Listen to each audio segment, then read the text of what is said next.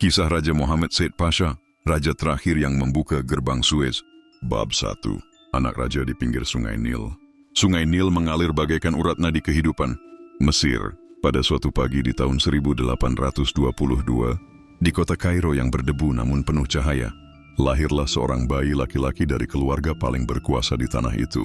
Ibunya adalah Inci Hanim, seorang wanita bangsawan keturunan Turki yang lemah lembut namun tegas. Sementara ayahnya adalah Muhammad Ali Pasha, pendiri dinasti baru yang menguasai Mesir dengan tangan besi. Bayi itu dinamakan Muhammad Said. Sekej, ia bukan anak yang mudah ditundukkan. Di halaman istana, ia lebih suka berlari ke tepi Sungai Nil, memandang jauh ke cakrawala. Air yang mengalir tak pernah berhenti membuatnya bertanya, apakah Mesir akan terus menjadi penonton di persimpangan dunia? Atau suatu hari kita akan menjadi pengendali arusnya?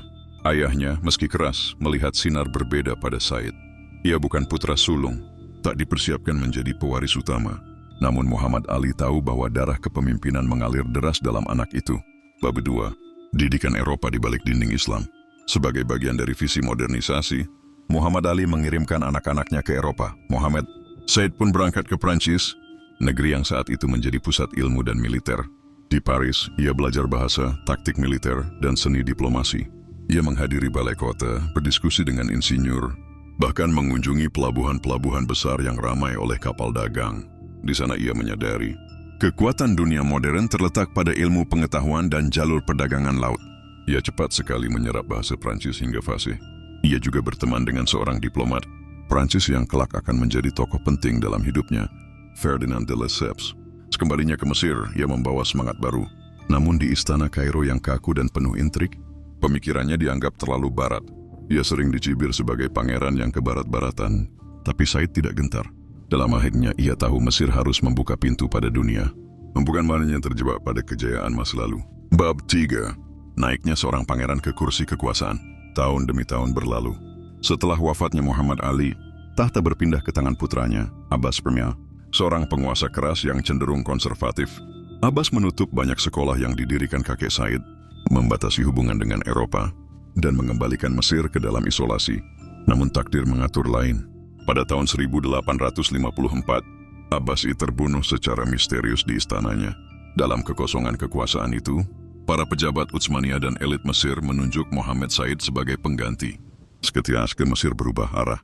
Sang pangeran yang dulu dipandang sebelah mata kini menjadi penguasa penuh. Wali Mesir Khedive. Ia mulai membuka istana bagi diplomat asing menyambut para insinyur dan membangkitkan kembali cita-cita modernisasi kakeknya. Dan pada suatu hari yang menentukan, seorang sahabat lamanya dari Paris muncul di hadapan istana. Kairo, Ferdinand de Lesseps. BAB 4, terusan Suez, jembatan dua dunia.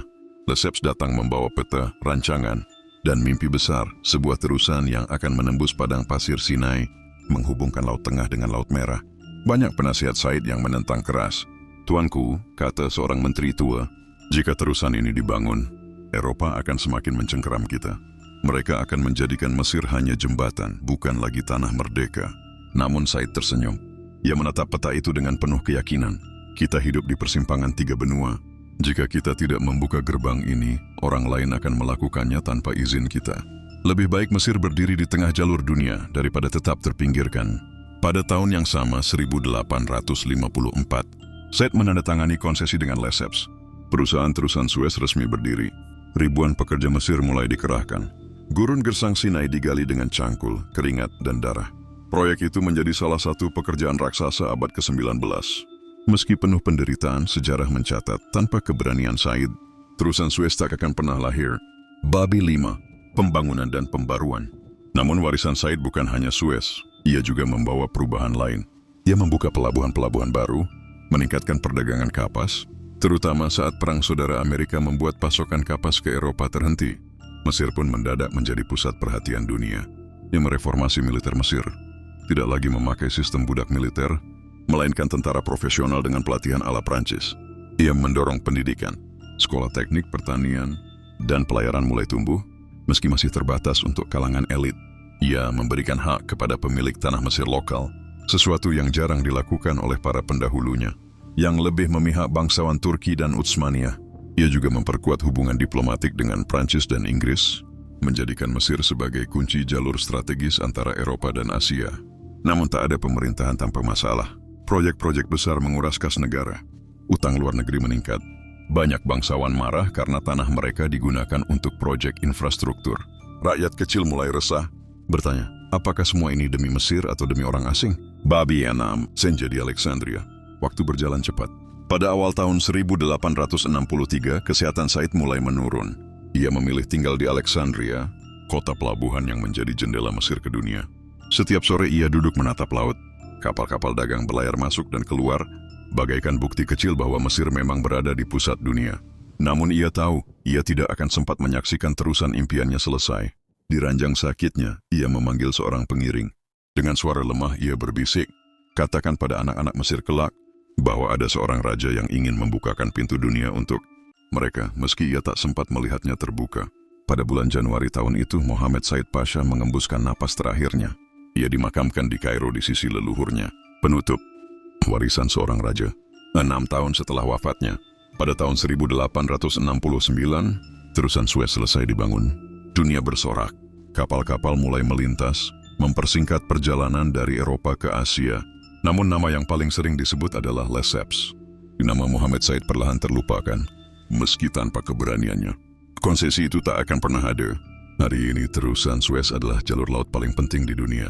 Dan di balik pasir panas Sinai, ada jejak seorang penguasa yang berani bermimpi. Mohammed Said Pasha, raja yang tidak lama berkuasa, tapi membuka pintu bagi Mesir untuk memasuki zaman modern dan menghubungkan timur dan barat dalam satu garis air. Apa yang dibuat Mohammed Said Pasha semasa hidupnya? 1. Membuka jalan bagi terusan Suez. Pada tahun 1854, ia menandatangani konsesi dengan Ferdinand de Lesseps. Langkah ini memulai pembangunan terusan Suez, jalur laut yang menghubungkan Laut Tengah dengan Laut Merah. Meski wafat sebelum selesai, dialah yang menjadi penggerak utama berdirinya proyek raksasa ini. 2. Modernisasi militer Mesir. Menghapus sistem perbudakan militer yang sebelumnya digunakan oleh dinasti pendahulunya. Membentuk tentara profesional dengan pelatihan ala Eropa, khususnya gaya Prancis. Dengan kebijakan ini, Mesir mulai memiliki angkatan bersenjata modern yang lebih teratur. 3. Membuka dan mengembangkan pelabuhan. Memperluas pelabuhan Alexandria dan pelabuhan-pelabuhan lain di Mesir. Hal ini meningkatkan arus perdagangan internasional dan menjadikan Mesir lebih terhubung dengan dunia luar. 4. Mendorong pertanian dan ekonomi. Membuka kesempatan bagi pemilik tanah lokal untuk mengelola pertanian. Mengembangkan kapas sebagai komoditas utama ekspor Mesir. Pada masa Perang Saudara Amerika 1861-1865, kapas Mesir menjadi sangat dicari oleh industri tekstil Eropa. 5. Membangun sekolah dan pendidikan teknis. Menghidupkan kembali sekolah teknik dan pertanian yang sempat ditutup oleh Abbasri. Mendorong munculnya tenaga terdidik di bidang pelayaran, teknik, dan agrikultur. Meski masih terbatas untuk kalangan tertentu, ini menjadi cikal bakal pendidikan modern Mesir. 6. Membuka Mesir pada dunia internasional. Menjalin hubungan diplomatik erat dengan Prancis, terutama dengan Kaisar Napoleon III. Menjaga keseimbangan hubungan dengan Inggris, yang mulai melirik Mesir sebagai jalur penting ke India. Dengan kebijakan ini, Mesir semakin dikenal sebagai kunci jalur strategis dunia. 7. Reformasi sosial dan administrasi. Memberi ruang lebih besar bagi bangsawan Mesir ketimbang hanya keturunan Turki atau Utsmania. Memperkenalkan sistem birokrasi yang lebih modern. Mengurangi beberapa bentuk korupsi dalam administrasi, meski tidak sepenuhnya berhasil. Intinya, selama 9 tahun pemerintahannya, 1864-1863, Mohammed Said Pasha dikenal sebagai raja reformis yang membuka jalan bagi pembangunan terusan Suez, memodernisasi militer Mesir, mengembangkan pertanian dan perdagangan, khususnya kapas, memajukan pendidikan teknik dan pertanian, memperkuat posisi Mesir di kancah internasional. Setiap raja diuji oleh 2 hal, warisan, leluhur, dan tantangan zamannya. Aku tidak ingin hanya dikenal sebagai putra Muhammad Ali. Aku ingin dikenang sebagai Said yang berani mengguncang pasir padang Mesir dengan cangkul para pekerja dan harapan dunia. Aku adalah anak dari tanah Nil. Darahku mengalir bersama air suci Dakmat sungai itu. Maka tugasku ialah menambahkan satu urat nadi baru bagi negeri ini. Sebuah kanal yang membuat Mesir berdetak lebih kuat di jantung dunia. Aku percaya Jika Mesir hanya menatap piramida masa lalunya, maka ia akan terjebak dalam bayangan. Karena itu aku mengukir jalan air baru, agar masa depan mengalir seperti arus kapal yang melintasi Suez. Seorang raja bukanlah sekadar duduk di takhta emas. Ia adalah pelayan bagi masa depan rakyatnya. Jika tanganku kotor oleh pasir, lumpur, dan darah pengorbanan, biarlah itu menjadi tanda bahwa aku pernah membangun jalan bagi bangsaku menuju kejayaan. Aku membuka pintu bagi bangsa-bangsa dengan menggali tanah Mesir demi terusan Suez, bukan buat semata karena perdagangan, melainkan agar dunia mengenang Mesir bukan hanya sebagai negeri piramida, tetapi sebagai jembatan yang dapat menghubungkan samudra dan benua. Jika kelak aku wafat, jangan hanya menuliskan bahwa Said adalah penguasa Mesir. Tulis bahwa ia menyalakan obor kerja, ia mengizinkan tanahnya dibelah untuk menyatukan dunia, dan ia percaya Mesir harus berdiri di persimpangan peradaban. Seorang raja sejati adalah ia yang berani meninggalkan batu yang lebih besar daripada piramida. Bagiku, batu itu bukan monumen diam, melainkan jalur air yang hidup, yang akan terus bergerak dan memberi makan anak cucu Mesir. Mesir adalah panggung yang diperhatikan oleh mata barat. Maka aku memilih menjadikannya bukan sekadar penonton, melainkan aktor utama dalam drama besar perdagangan dunia, lewat pintu air yang aku bukakan.